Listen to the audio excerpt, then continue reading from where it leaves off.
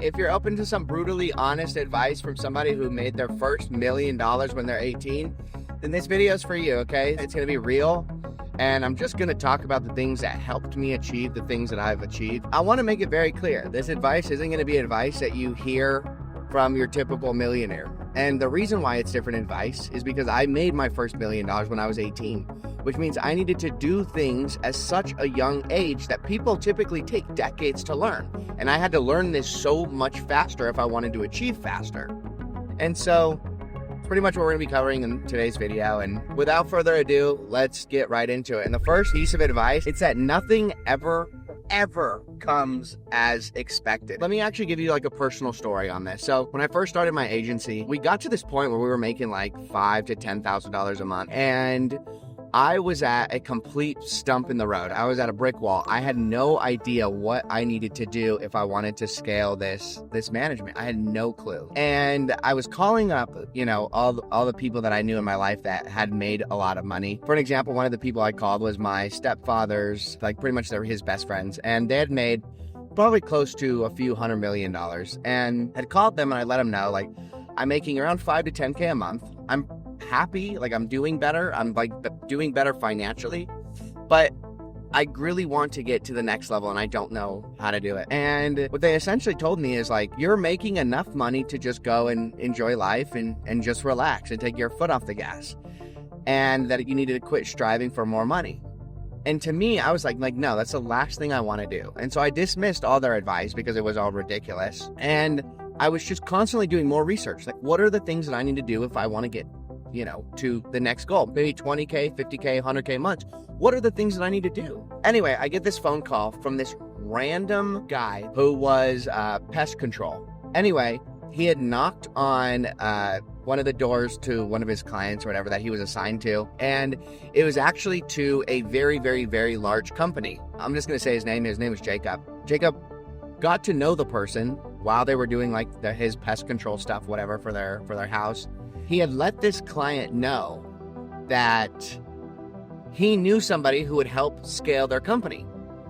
And anyway, I get a call from Jacob and he's like, hey, I'm here with a client. I just randomly, knocked on their door because it was, for pest control, and they want to talk to you.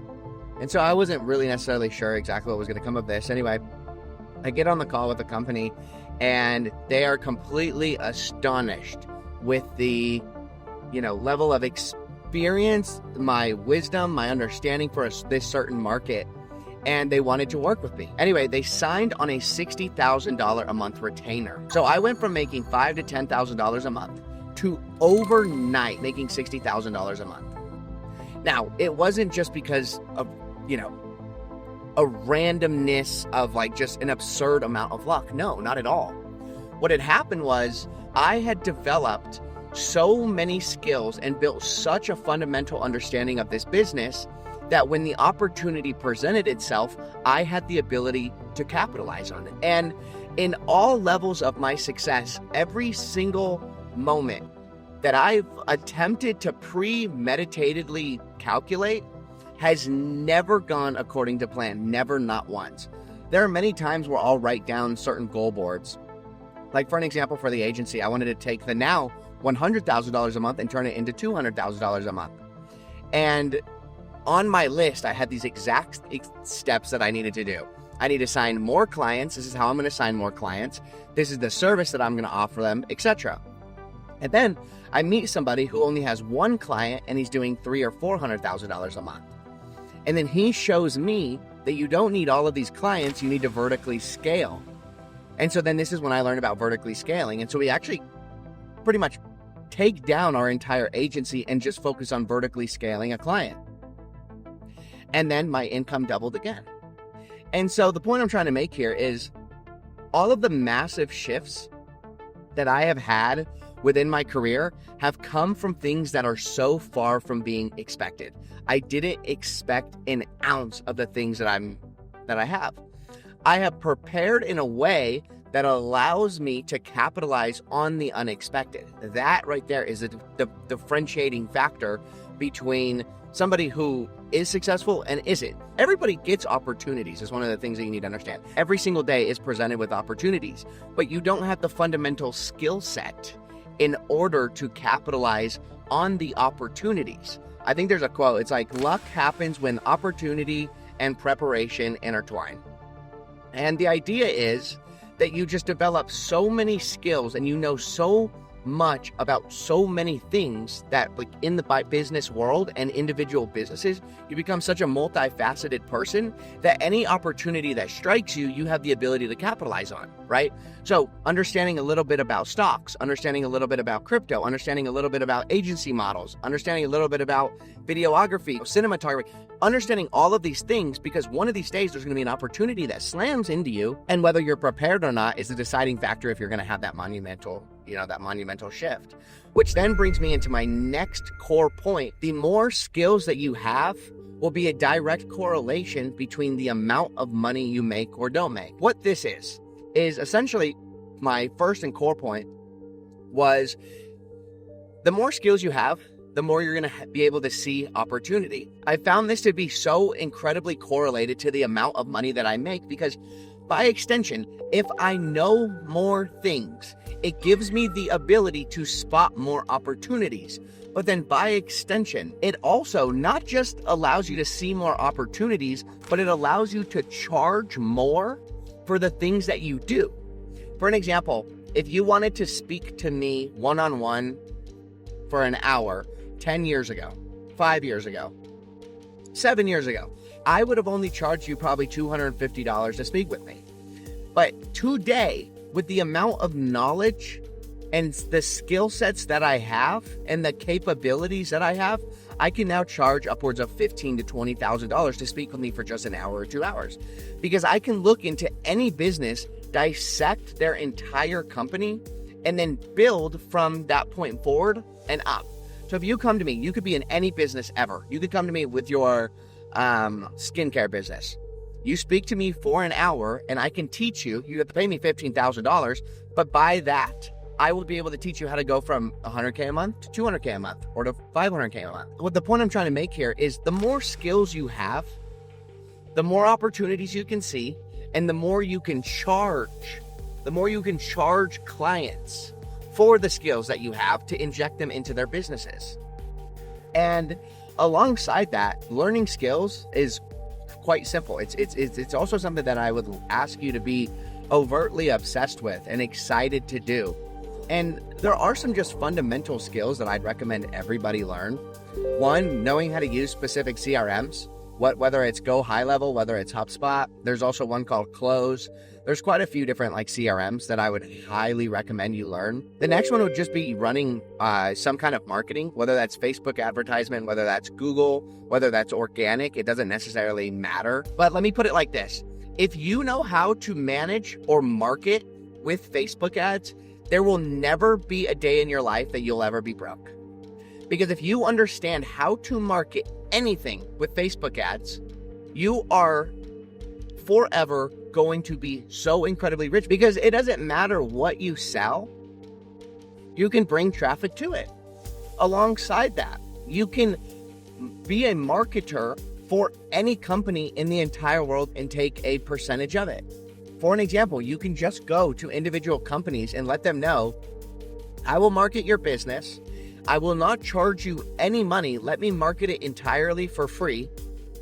And then if it's profitable, I want a retainer, or I want a percentage of the profits. You make an offer that is so compelling that you would be ridiculous to refuse it, because you're literally saying, I will market you. I don't need anything from you. I'll market you entirely for free. If it works out, fine. You will be in a position for the rest of your life to always be able to make money online, and you'll never need to do anything else ever again. Now, kind of moving into the next point, getting your first 100K fucking sucks. Your first $100,000 is the most brutal time that you will ever have when it comes to making money, because you are in a position where you are essentially in a long state of servitude towards your business. Every single thing that happens in your business has to happen because you have to do it. You don't have enough money to hire people. You don't have enough money to outsource to virtual assistants. You don't have enough money to just delegate everything. Or you make enough money at pre $100,000, you could sacrifice a lot of your money to it.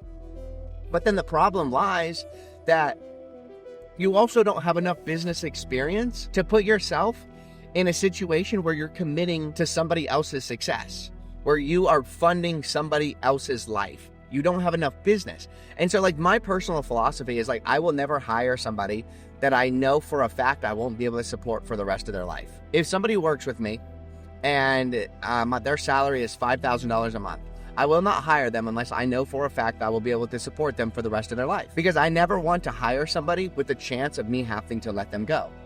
Because I just make this commitment with people that I want people to know that they can trust me through thick and thin no matter what. And under that $100,000 mark, you're taking a massive risk with such little business experience, and then taking that risk and then putting it onto somebody else's life. And that's something that I specifically tried to avoid. And the point is, your first $100,000 sucks because you have to do everything. You have to learn how to use CRMs. You have to learn automations. You have to learn workflows. You have to learn how to market on Facebook. You have to learn how to market on YouTube. You have to learn how to do organic posting. You have to learn how to market on Google. You need to learn every single thing. And then not only that, if you have some kind of agency model, you have to do the client communications. You have to send them the resources that they need, the SOPs. You have to send them the things that they need to send you so that you can collect it. You have to run the advertisement. You have to do everything. You have to create the product and market it and deal with any communication, support, HR, etc. That is difficult. But after that first $100,000, you are now in a position where you can then go and hire people for cheap rates, and you can pay them to do certain things that will offload the tasks off of your shoulders, which then by extension allows you to be more productive on forward moving things opposed to just working on consistent maintenance tasks, which then by extension makes you a lot more money. By the time you hit your first 100K, you should be in a position where you never need to work a regular job ever again, ever, as long as you play your cards right, and as long as you actually make sure that you're hiring, you're delegating, and you're always forward going on your business. The problem that I see a lot of people have is they make that first 100K, 200K, 300K, whatever it may be. They start to get a little bit comfortable, and they start to hire people that they can put inside of their, that core position of their business. And the problem with that is it gives them this feeling of complacency, where they are not necessarily required to be in their business for it to succeed. And this is so incredibly far from the truth, you would not even understand. Any company's success needs to come from the CEO. The point I'm trying to make here is a lot of people, as soon as they start to make a little bit of money, they immediately take their foot off the gas. And this is absolutely the wrong thing that you want to do. Okay, when your business starts to build to some degree a level of momentum, you need to capitalize on that momentum. And it's so incredibly important that you capitalize on that momentum because your business is just getting started. And yes, hire people. I'm not saying don't hire people. I'm saying hire people, but then you utilize your position and what your position now becomes. For an example, my company consists of a CMO, a CCO, a COO, and a sales director, in sales management, and then a couple other lead positions. Anyway, my core and only job is to give ideas to the team. Okay, but if I'm not giving ideas to the team, they're not going to know what to do. I have to be there to say, we should do this, this, this, this, and this. And if none of them work, then I need to give new ideas. That is my core and only job, is to constantly provide ideas.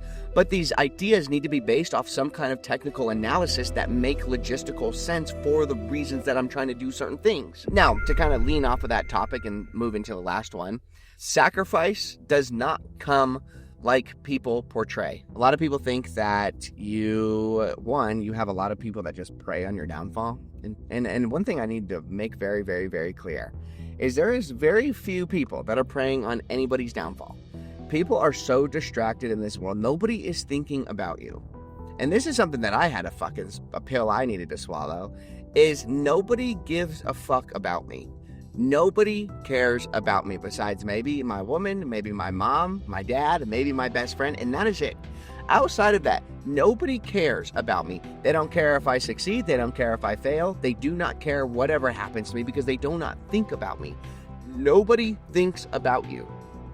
And so there isn't necessarily like this massive sacrifice that you need to make, as in like this spiritual sacrifice that you need to make because, everybody's going to hate you and you're just going to be completely misunderstood. And no, this is so far from the truth. What it's actually like is you find that the conversations that you have with people are just going to be conversations that you don't necessarily want to have with people because they're not conversations that interest you.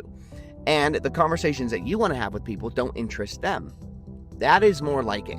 And so you find this really weird instance, like me, when I was in high school, I just started trying to figure out this whole business stuff, and I put my head down and I really started to prioritize financial success. And I would learn stuff from books that I was reading, and I would try to present them to my friends, and my friends were just rude about it. My friends had nothing nice to say about it. They didn't believe in it. They didn't think it was real. They thought it was all a scam. There's no way somebody's making $50,000 a month that's not working a job. It was ridiculous. And so it's not necessarily that everybody turns against you because you start to become successful. It's not that everybody starts looking at you like you're weird. Nobody gives a fuck about you. The thing that actually happens is people just don't understand you, and you don't understand them, and you don't care to understand them either. There are a lot of people that try to talk to me on a day-to-day basis. Not that many, but occasionally people try to talk to me in like the real world. And I have no interest in speaking to them because we do not speak on the same wavelength. Not because they're preying on my downfall or because they think I'm weird or something, but because we do not communicate at the same wavelength. I do not care what football team is playing this week. I do not care what baseball team won the cup or whatever. I do not care. I do not want to hear about, how life has been hard on you the last week. I do not care. I do not. And so the wavelength at which I operate and the wavelength that other people operate and the wavelength that you're going to operate on is not going to be the same wavelength that everybody else operates on. And so it's not that people start to turn their back against you. It's just you will find yourself not really having any interest in the things that regular people say because it doesn't resonate with you. It doesn't make sense anymore. A lot of people are just criers and they're complainers. But you cannot be successful as a crier and a complainer. Be somebody who has some kind of mental toughness. And you're just not going to resonate with people. And there's not really much like sacrifice that you need to make. Okay, you lose a couple friends, so what?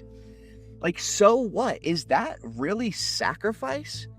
I know people that have, I don't actually know people, but there are people who have literally sacrificed their life for our own freedom. They sacrificed their life so that we could have a free country. They died for us. Jesus, for an example, literally died. He sacrificed his entire life for us. And you're telling me it is a sacrifice because you're losing a couple friends because you're trying to take a new path to success? That is not sacrifice. That is not sacrifice. Sacrifice is something that the motivational speaky love to purport because it makes the idea of being successful exciting, like drama filled. Oh yeah, I'm gonna, start making millions. Everybody's gonna hate my guts. Nobody's gonna hate your guts. Nobody cares about you. Nobody's gonna think about it. And so the point I'm trying to make is do not be afraid of the sacrifice that you have to make because in the grand scheme of things, none of it's actually sacrifice. It is such a minuscule amount of sacrifice that I wouldn't even account for it. It is so small. Who cares? Who cares you lose a couple relationships? Who cares that you miss Christmas? Who cares if you miss Thanksgiving? Who cares if you miss Easter and you can't go and watch a movie with one of your friends because you have to stay in at work? Or somebody invites you to go hang out with another friend and you can't make it because you have to work. Who cares? That is not a sacrifice. If you think that that's a sacrifice, you have the entire idea of sacrifice completely wrong. Completely wrong. Sacrifice is taking every single dollar in your bank account and dumping it into your business on the idea of something great will happen. Out of just sheer faith that something great will happen. And so you sacrifice your entire bank account to make it happen. That is sacrifice. And you go homeless, or you sleep on the ground. You sleep in a $700 a month apartment like I did, sacrificing my entire bank account for the hope of a better life. That is sacrifice. And that's the sacrifice that you need to have if you want to be monumentally successful.